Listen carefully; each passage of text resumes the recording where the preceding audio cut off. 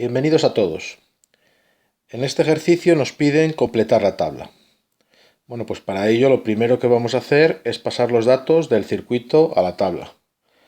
Hemos dicho que la resistencia de la pila, este primero, de momento vamos a poner una cruz, hasta que sepamos calcular la resistencia equivalente. Vale, la resistencia es 1 ohmio, la resistencia B 6 ohmios, la C 5 ohmios, la D 1 ohmio, la E 2 ohmios, la F 3 ohmios y la G 2 ohmios. Vale, hasta aquí. Nos quedaría de asignar estos 4 amperios, pero no sabemos muy bien por qué elemento van a pasar. Entonces tenemos que razonar a ver de dónde vienen estos 4 amperios. De acuerdo. Bueno, si nos fijamos, esto hay que fijarse, bueno, el hecho de que exista este cable va a querer decir que va a haber resistencias por las que no va a pasar corriente, porque las cargas van a preferir venir por el cable que pasar por la resistencia. Recordemos que ir por el cable, una carga no tiene que pagar ningún voltaje, puesto que ir por el cable es gratis, digamos, de alguna manera, mientras que pasar por una resistencia implica un coste de voltaje. Pues el hecho de que esté el cable cruzado pues va a significar que alguna de las resistencias no va a pasar corriente. Y para saber por cuáles no va a pasar corriente, bueno, pues me tengo que dar cuenta de lo siguiente.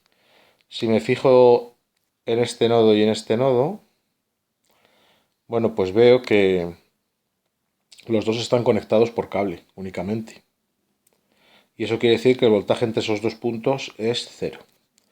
¿De acuerdo? Ahora, para medir los voltajes necesitamos conocer el sentido en el que se mueven las cargas, que aunque no haga falta ponerlo, pues lo vamos a poner por si acaso. Este es el sentido de las intensidades, ¿de acuerdo? Esto nos ayuda a saber medir los voltajes, porque para medir los voltajes necesitamos movernos en el sentido de las cargas. Vale, pues hasta aquí. Entonces, como hemos dicho, entre este punto y este punto el voltaje es cero, puesto que está unido por cable, los dos extremos. Bueno, pues si el voltaje es cero entre este punto y este punto, si yo lo mido por cualquier otro camino en el sentido de las cargas, tiene que ser cero. Por ejemplo, este. Entonces el voltaje del C tiene que ser cero. ¿Vale? Pues lo ponemos. Voltaje del C, 0 voltios. Y de la misma manera, si yo viniese por este camino también está permitido, voy en el sentido de las cargas. Si viniese por este camino, pues también me tiene que dar el voltaje cero. O sea que el voltaje del D más el voltaje del E tiene que ser cero. Como los voltajes no nos van a salir negativos, pues eso quiere decir que tanto el del D como el del E tienen que ser cero. Así que voltaje del D 0 y voltaje del E 0. Bueno, perdón. Ya podríamos completar las casillas de las intensidades de estas tres resistencias, estas tres casillas. ¿Por qué? Bueno, pues porque yo sé que el voltaje es igual a la intensidad por la resistencia. Esto se conoce como ley de Ohm. Esto quiere decir que esta casilla es igual a esta por esta. ¿De acuerdo? Si como la que yo quiero es la intensidad, pues la intensidad será igual al voltaje entre la resistencia. O sea que esta casilla es 0 entre 5, que también es 0. Esta será 0 entre 1, que es 0, y esta será 0 entre 2, que es 0. Bueno, pues esto viene a decir que ni por aquí va a venir intensidad, ni por aquí tampoco. Vamos a ver. Dicho de otra manera, puedo borrar estas flechas porque por aquí no va a venir ninguna carga en realidad. ¿Vale? Los sentidos van a ser así. Esta va a ir todo hacia adelante. Cuando llegue al nodo, toda la intensidad que entra en el nodo va a seguir por aquí. Y luego va a ser así. ¿Vale? No sé si se ve claro. Otra opción que tenemos es borrar las resistencias por las que no va a pasar corriente. Bueno, pues no lo sé. En este caso lo voy a hacer. En otros vídeos no lo he hecho. Bueno, pues otra opción que existe es, si queremos, podemos borrar estas resistencias de las que sabemos que como no va a pasar corriente es como si no estuviesen en el circuito.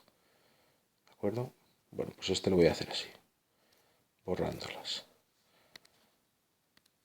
Vale, voy a borrar también las cruces. Bueno, y ahora sí que se ve muchísimo más claro. Borrando las resistencias se ve claro por dónde van estos 4 amperios. Estos 4 amperios van a pasar por el F. Pues ya está. Por el F 4 amperios. Como del F conocemos dos casillas, pues puedo conocer la tercera, utilizando la ley de Ohm. ¿Vale? Entonces el voltaje de la F será igual a 4 por 3. 12 voltios. Bueno, pues 12 voltios tiene el F. Y hay que seguir completando casillas. Recordamos que para completar casillas tenemos la ley de las intensidades, la ley de los voltajes y la ley de las resistencias. La ley de las resistencias es ni más ni menos que U igual a I por R. La de los voltajes es la que nos dice que el voltaje se puede medir a partir de un camino cualquiera siempre que lo haga en el sentido de las cargas. Y la ley de las intensidades pues me dice que la misma intensidad que entra en un nodo tiene que ser igual a la que sale. Vale, pues para seguir completando casillas, pues tengo que utilizar la de los voltajes, porque yo sé que por aquí vienen 4 amperios, ¿vale? De aquí salen 4 amperios, pero como no sé cuánto entra por aquí ni cuánto sale por aquí, pues no puedo adivinar ninguna otra intensidad. Por aquí lo mismo, sé que entran 4, pero no conozco ninguna de estas dos, con lo cual no puedo seguir por ahí. La de la resistencia tampoco la puedo utilizar porque no hay ninguna resistencia ahora mismo de la que conozca dos casillas. Así que va a tener que ser la del voltaje. ¿De acuerdo? Bueno, pues vamos a ver qué se nos ocurre. Bueno, pues se nos ocurre que yo puedo saber el voltaje que hay entre estos dos puntos que acabo de dibujar, el voltaje entre este punto y este punto. Porque si viniese por este camino, pues el voltaje va a ser 12 efectivamente. Entonces el voltaje entre este punto y este punto es 12.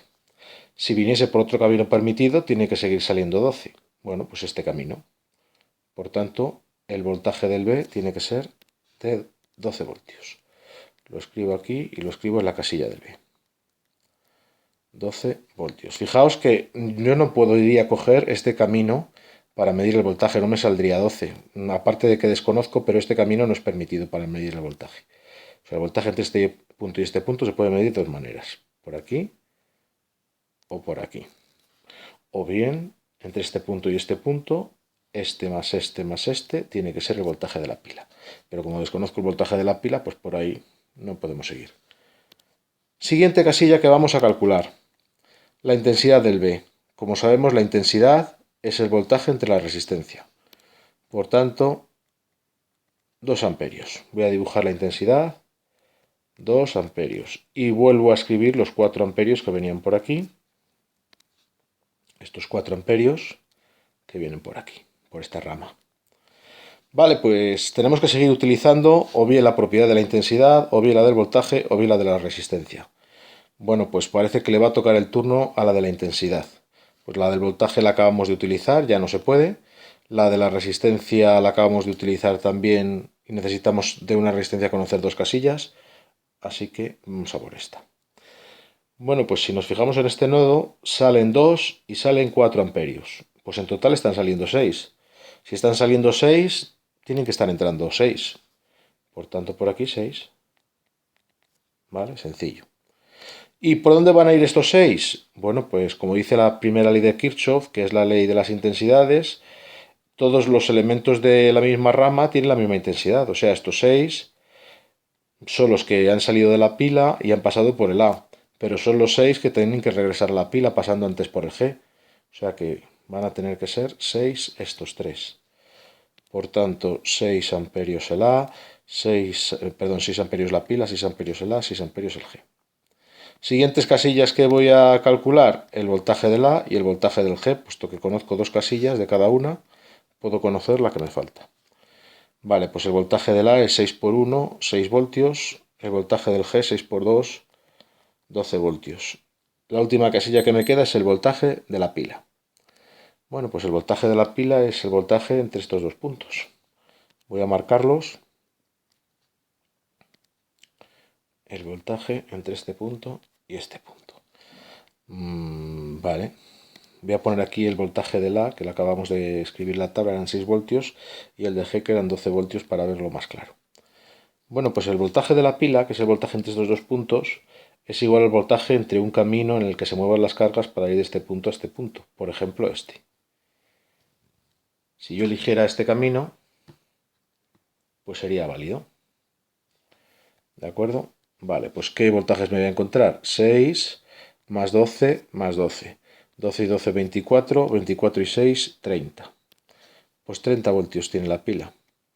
Y para calcular la casilla de las potencias, pues solo tengo que utilizar la fórmula que me dice que la potencia de un elemento es igual al voltaje por su intensidad. O sea que esta casilla es esta por esta. Y así sucesivamente. 30 por 6, 180 vatios. 6 por 6, 36 vatios. 12 por 2, 24 vatios. 0 por 0, 0 vatios. 0 por 0, 0 vatios. 0 por 0, 0 vatios. 12 por 4, 48 vatios. 12 por 6, 72 vatios. Bueno, con esto habríamos terminado el ejercicio. Es una buena práctica de comprobación ver que se cumple la propiedad de la potencia. Pues hemos estado usando propiedades de intensidad, de voltaje y de la resistencia, hemos estado usando estas tres, pero no hemos usado en ningún momento la de la potencia. Y bueno, ¿qué me dice la de la potencia? Que la suma de las potencias de los elementos que ceden energía, que en este caso es 1, la pila, tiene que ser igual a la suma de las potencias de los elementos que consumen, que en este caso son las resistencias. O sea que puede servirnos de comprobación de que hemos hecho bien el ejercicio, ver que 36 más 24 más 0 más 0 más 0 más 48 más 72 da 180. Así es efectivamente, pero si en la resolución de algún problema esto no fuese así, pues es que hemos cometido algún error en la resolución. Eso nos ayuda a saber si nos hemos equivocado al resolver el circuito. Puede suceder que esta suma nos dé bien y nos hayamos equivocado también, pero desde luego si la suma no da bien, si al sumar estos valores no me da 180, entonces puedo estar seguro de que lo he hecho mal. ¿De acuerdo? Con esto terminamos el ejercicio.